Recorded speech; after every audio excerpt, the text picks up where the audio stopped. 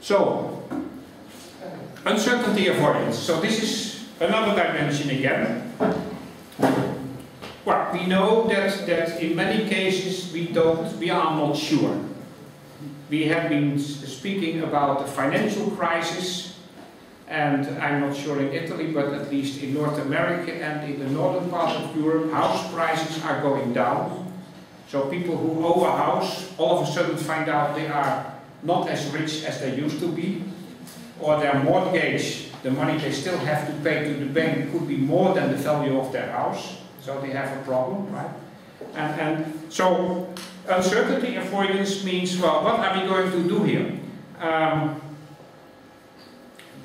Uncertainty avoidance means that if things are unknown or unsure,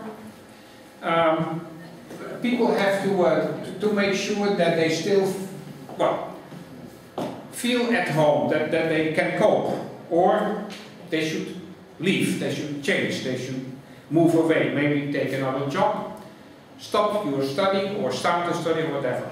So, now if uncertainty avoidance is low, so if people are not so afraid of uncertainty, they will just try to solve problems by thinking. So they use common sense, and if their own intuition doesn't help, they might use rules, because this is what everybody says is the best way.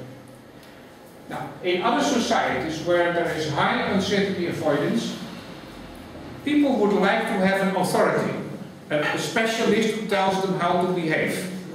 So they like to have somebody who is in charge. If it's very uncertain, maybe the government should tell me how to behave. The government should tell me whether we should sell our houses or not. Right?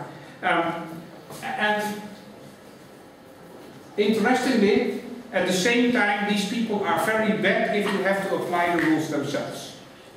Because they would prefer somebody else applies the rules and tells them how to behave. Okay? If they have to apply the rules themselves, they are not able to do this. They feel uncertain, and they don't like to feel uncertain. So they would be helped if somebody tells them, these are the rules, you cannot change. Okay? So, in cultures with high uncertainty avoidance, the students would like the teacher to tell them exactly what is the knowledge they should use. So, and to tell them explicitly, this is how you solve the problem. Step 1, step 2, step 4. So, nothing should be left to the student. The teacher should exactly tell them what to do. In cultures with low uncertainty avoidance, teachers would like to tell the students, you are the future experts. So you try for yourself, and you will find out. And teachers would appreciate students to tell their opinion to the teacher. Okay? Now, Italy, according to Hofstede at least, is high in uncertainty avoidance, higher than the Netherlands. So, according to Hofstede, you students, on average, should want the teacher to tell you exactly what to do. And I, the Dutch person, low in uncertainty avoidance, would say, there's not a single best way. It's up to you to find what's the best, so let's try. And come up with new ideas. Okay? So we might have a problem here.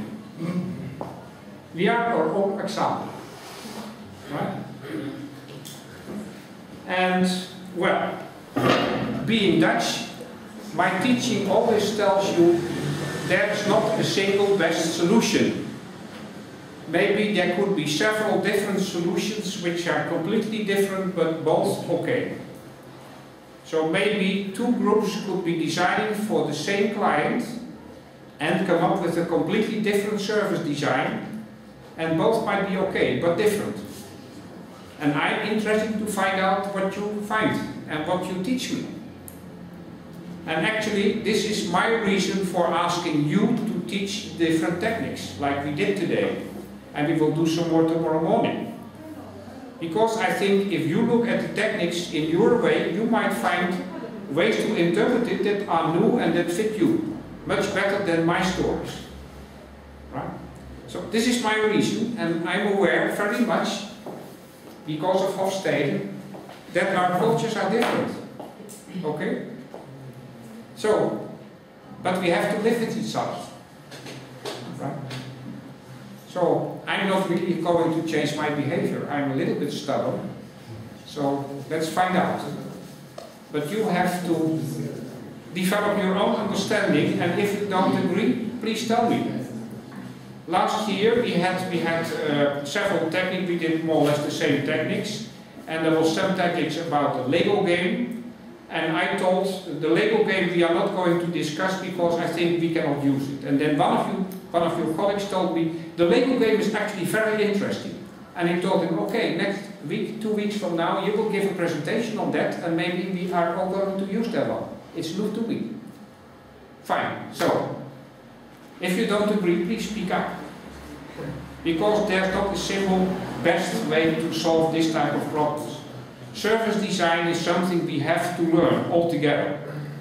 This is one of the first courses in learning in service design in the world. You should be aware of that. We are currently developing our own tools, our own insights. And we are developing it together, right? And we should be aware of this difference. But I like the fact that we differ, because it shows you that cultural differences really could be a problem, and you have to understand in order to solve. Right?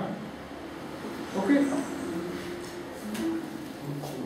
So, Greece is extremely high in uncertainty avoidance. Extremely high, I tell you this.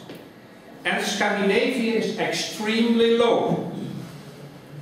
So, what problem could a Swedish teacher expect at a Greek university and how to solve it? And what problem could a Greek teacher expect at a Swedish university and how to solve it? Tell me. The first one. So a Swedish teacher, very low in uncertainty avoidance. He doesn't care. And the Greek university, where students actually expect the teacher to tell them, this is how you should do it. This is the best way, all other ways are wrong. Because the problem could be that they didn't develop their system. Sorry, you should say this again, slowly.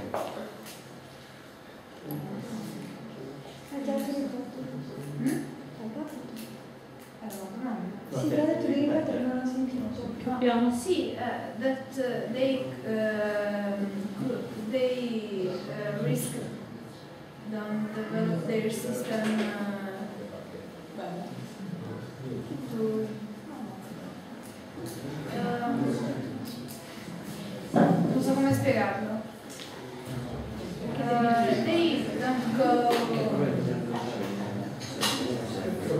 They don't grow up their system. They don't improve their system. Sorry, please. It's difficult enough, so let's not speak all together. So you say that the problem is in Greece they don't see the possibility of have differences? Yes. Yeah. In fact, in Greece, the education system, let me say the university, might want students to give exactly the right answers. Because the whole idea is there's one best answer. If you are a good student, you give exactly the best answers. And the Swedish teacher might expect students to be creative. And maybe the Swedish teacher would say, please surprise me. Right?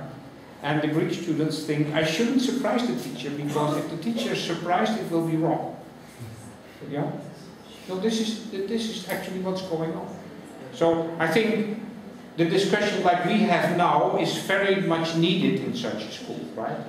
Where the teacher tells them, this is what I try to do, and this is what your system expects you to do. So we should agree on how to behave. Because they have different goals here, because of the values, they are really different. Yeah? Yeah? Any ideas about this? So the Greek teacher who thinks this is what you should do, this is the technique, you should apply the technique in this way. And he tries to sell this to the Swedish. And the Swedish said, I do it differently. I'm an artist. You can see the problem? Yeah. So, and in the end you will learn to accommodate both, obviously, right? So, and I think Italians are less extreme than the Greeks and the Dutch are less extreme than the Swedish. So I think we will manage. Okay? Good. But it's, so, well, I think I discussed now, no, there's one more, long-term orientation. This is the fifth of the value dimensions that I think we should keep in mind. By the way, just for one step back, uncertainty avoidance. Last year, we had a class here doing kind of the same exercise. And then students were looking at a group of your colleagues were looking at a hotel, Hotel Catalonia. It's with the colorful. So they were designing for Hotel Catalonia a way to approach to be nice for tourists. And they found out already on uncertainty avoidance that they should have a completely different program for German tourists and for British tourists. Because the German tourists wanted a program, say, on Monday you should visit the Grotto Nettuno, and on Tuesday you should visit somewhere else. And the British would like to say, well, there's millions of nice things to see, and if you really want to know, here are books, and otherwise just go and find yourself something, right? So they needed a completely different menu, so to speak, for the British from the German. I'm just giving an example, right? And the hotel, actually the students, so your colleagues found out from my pointers to Hofstede. So they studied the table that I will give you at the end of the day, and they came up with this expected differences, and they went to the hotel manager, and the hotel manager told completely the same story. So they were very happy about it. I was too, because I said, okay, I'm not just saying nonsense to you, it makes sense, right? So you can see how you can sometimes decide that you need to shape your services in different ways for the different types of customers or the different types of stakeholders. Okay? So